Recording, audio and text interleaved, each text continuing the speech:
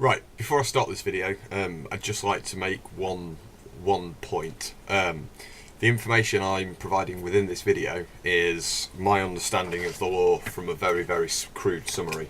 I have been following this since it was announced, but I'm by no means an expert in this field. I may have misread this. This is purely as a general crude overview to the general public point of view. The information contained within this video should not be treated as accurate information for retailers, wholesalers, or anything like that. If you want more information, basically search it online, find the actual legislation information. Don't go off what I say. So enjoy the video. It's not the most happiest jolly video I've ever produced, but this information needs to get out there. It's not covered very well on the news, but anyway, on with the video. Right, morning YouTube. Any of you who are readers of my blog will should have an idea of what my state of play articles are generally about. Obviously I work in the trade in the UK. There's a lot of regulation that affects how we trade basically, and as many of you are aware, probably inside and outside the UK, a display ban is coming into force in the UK this year. Now, for those of you who don't know, I'm going to just quickly go over what the display ban is basically about.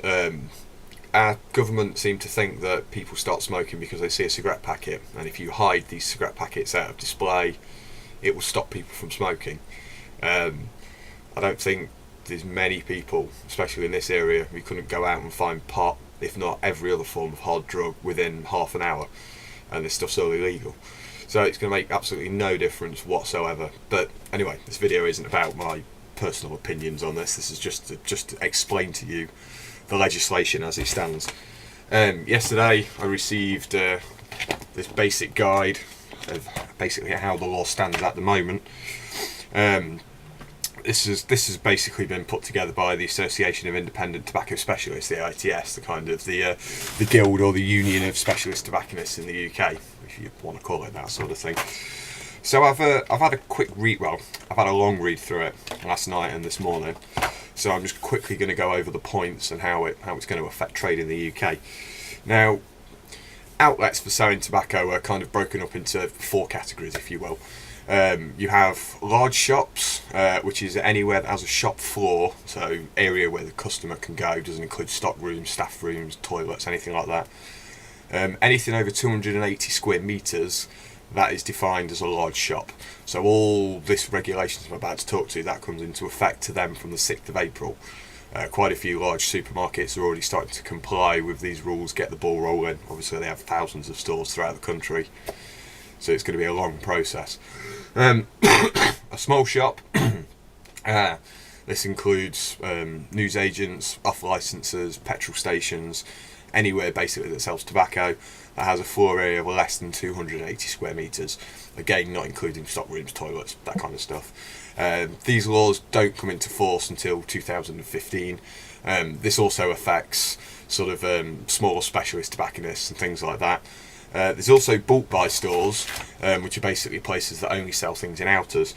So the definition, which I've lost here, is basically means a shop selling tobacco products in quantities that meet the definition of the regulations. The conditions are at least 90% of cigarette sales are in packet quantities of 200 or more, with the remainder in packet quantities of 100 or more. And 90% of roll-in tobacco are sold in 250 grams packets, while the remainder can only be sold in 125. So this is kind of like your cash and carries, wholesale places, things like that.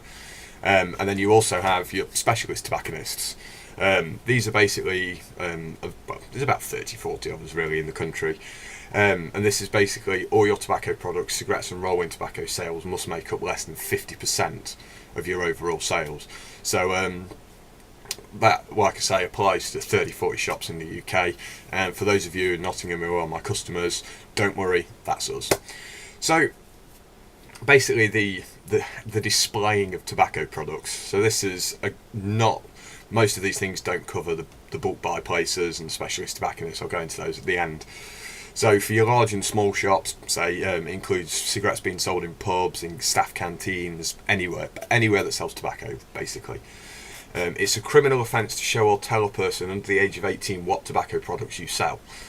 You can show a product, but only on request. So if somebody comes in and says, "Oh, I wonder what kind of cigarettes have you got?" You can only produce them a price list.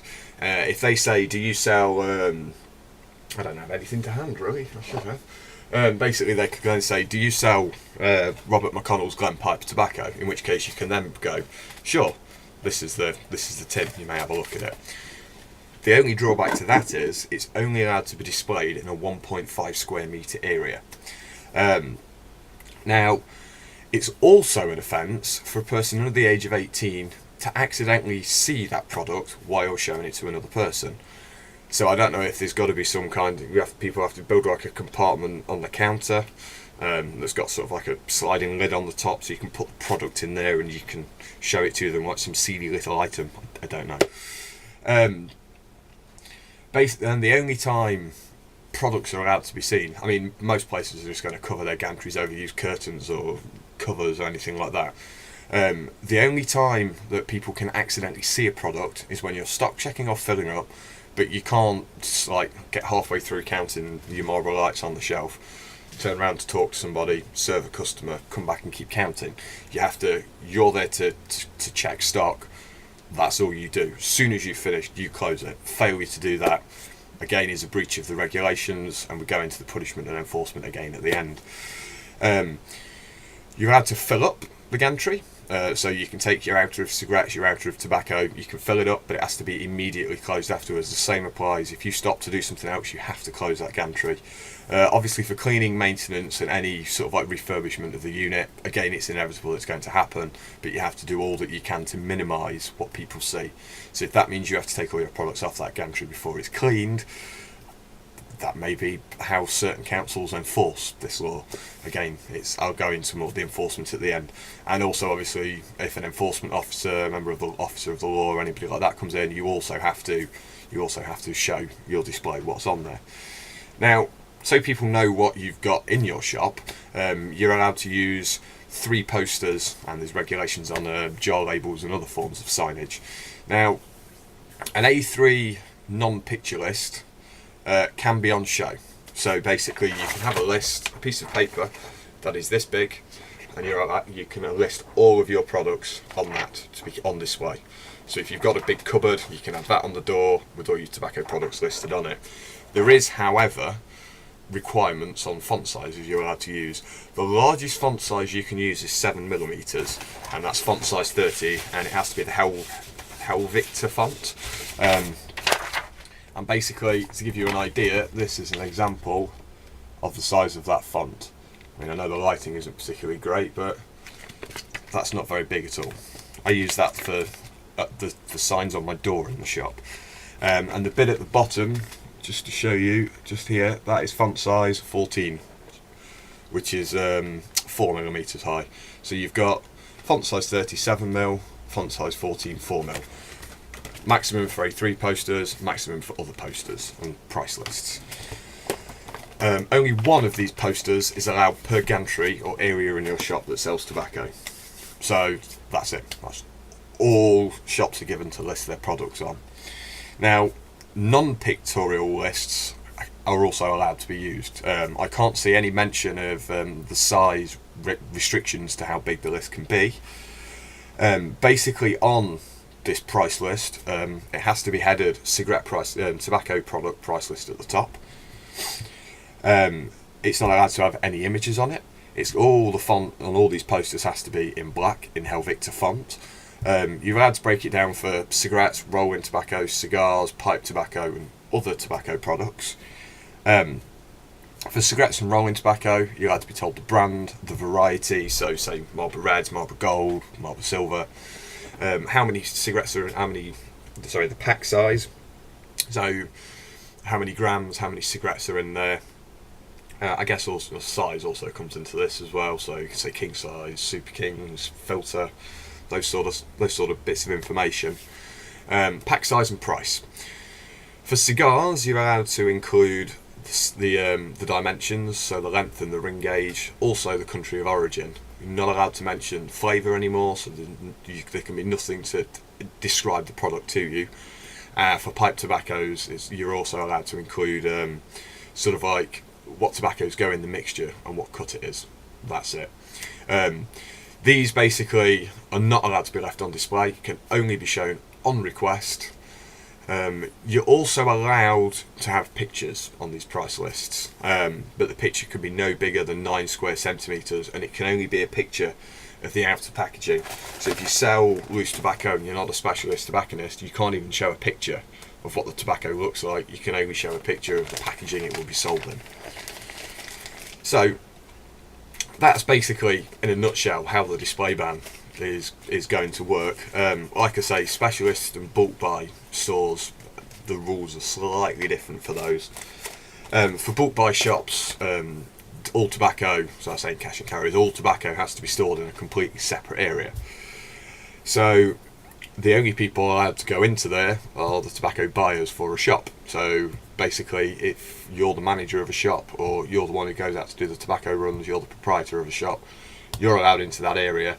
Tobacco products are allowed to be on display, but like I say, you can only buy things in bulk outers, and they have to be the larger end of the bulk outers rather than the lower end of the bulk outers. You're not allowed to be able to see any tobacco products from outside of this area. This area has to be sort of a dead-end street. There can't be something further afterwards, so it's one way in, one way out. You can't have to make somebody walk through the tobacco area to get to toilet rolls or crisps or whatever. So yeah, that's cash and carries. How it affects specialist tobacconists is, as long as you see no tobacco products from outside of the store, you can still display everything as it is at the moment inside the store. Now, I'm a little bit unsure. As far as I can see from reading this, a tobacco product only defines a product that contains tobacco. Originally, we was under the impression the display ban included everything: pipes, lighters, cutters, humidors, ashtrays, pipe stands, all your gubbins, odds and sods sort of thing. But with the looks of it, it doesn't. So as long as you see no tobacco products from outside of the store, everything is allowed still to be displayed inside the store. As well as that, you are also allowed to have a price list on the outside of your store. Contains no pictures and conforms to the regulations I mentioned above. So basic information, font size 14 on white paper. Now, these laws are going to be enforced by the local councils. So it's going to vary across the range. These things always, across the country, these things always do. Basically, training standards will also be involved in the regulations of this. Basically, for failure to comply, for a standard scale offence, a fine of up to £5,000 and 6 months imprisonment. And then it's or. There's no explanation of what or is that I seem to be able to find, but you can face up to 2 years imprisonment. I'm assuming this is for repeat offences or just completely failing to follow the regulations, no covering on your gantry, leaving open, prices on show. I'm assuming this standard scale offence is a slight slip up, leaving the cupboard open for a couple of minutes, but it looks like they're going to be very, very strict on it. There's a few other little notable points that I picked up throughout this as well. It's an offence to have a non-tobacco product in your tobacco product area. So if somebody comes in and they want to buy some paracetamol, say, you aren't allowed to store that in your tobacco cupboard. So you can't open up your tobacco cupboard to get out paracetamol or any other non-tobacco product. A lot of other laws have obviously been revoked from this. Vending machines have gone now. At present, most stores are only allowed to display one A5 advert for a tobacco product inside their store.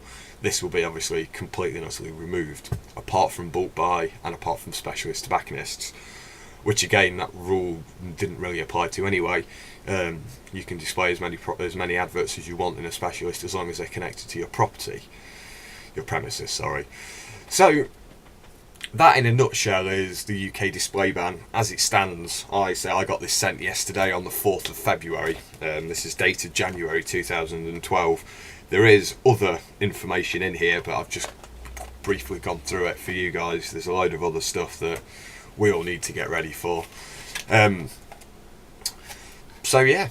So from April this year, supermarkets won't be able to display anything. They may have one simple A5 poster telling you what products they have, what price they are, and they shall also have price lists available.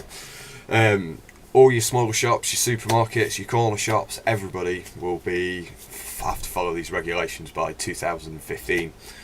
But like I say, for those of you who still have specialist tobacconists in our hometowns and cities or places that we visit, we'll still be there. We may be hidden behind frosted glass like a seedy, dirty adult shop. You may see people walking in disgust, hanging their head in shame as they leave, shoving their 3-ounce packet of shag in their pocket, sneaking outside trying to act all discreet like. But we will still be around. There's none of this laws affects basically the online industry. You're not allowed to look at a tobacco website under the age of 18 anyway. So these things are online. It will affect nothing. But in the shops, like in stores and things like that, like I say, it's going to change the whole face of the shops and petrol stations and things in the UK. So, thank you very, very much for watching. If you do require any more information, I'll do my best to answer them for you, but I can assure you, after reading this and following this for the last couple of years, I have so many questions I can't find out answers for. So yeah, thank you very much for watching. I'll be back hopefully with a more light-hearted video at some point. I need to get this No Name number 2 reviewed, and I really want to dig into that McClelland's Mature Virginia I was given. So until then folks, I'll see you very, very soon. So take care, goodbye.